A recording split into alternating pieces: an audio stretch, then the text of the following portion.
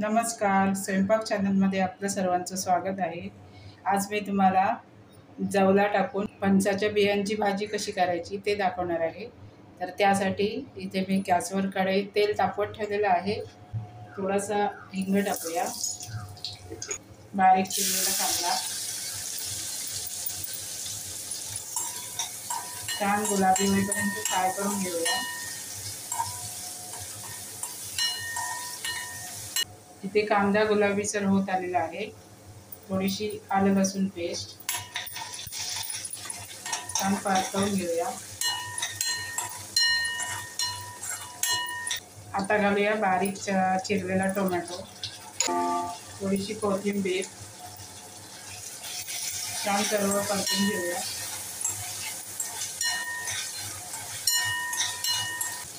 थोडं मीठ टाकून घेऊया, कांदा टोमॅटो व्यवस्थित फ्राय होईल।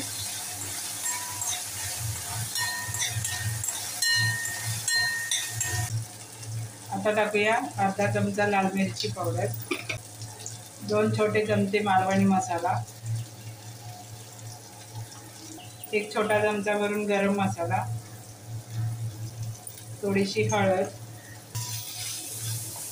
छान सर्व परतून घेऊया।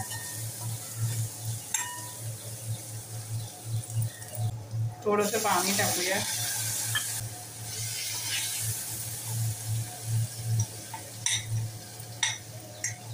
आता घालूया फणसाच्या बिया।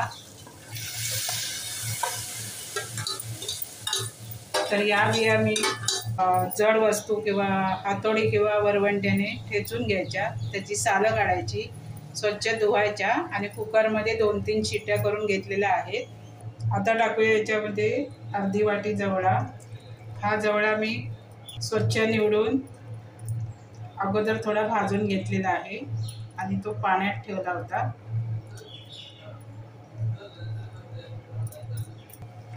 छान सर्व मिक्स करून घेऊया।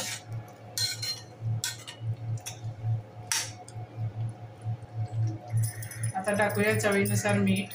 मीठ अगोदर थोडं टाकलेलं होतं, त्याच्यामुळे कमी टाकायचं। आता पुन्हा एकदा मिक्स करून घेऊया।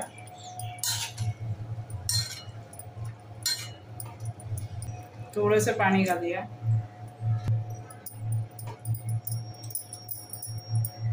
आता वरून झाकण ठेवूया आणि 5 मिनिटं छान शिजून घेऊया। आता 2-3 मिनिटानंतर मी झाकण काढून घेतलेलं आहे आणि याच्यामध्ये टाकायचे आहेत 3-4 कोकम। मिक्स करून घेऊया। आता पुन्हा झाकण ठेवूया आणि 2-3 मिनिटं भाजी शिजून घेऊया। आता 2 ते 3 मिनिटं झालेली आहेत। भाजीला एकदा परतून घेऊया।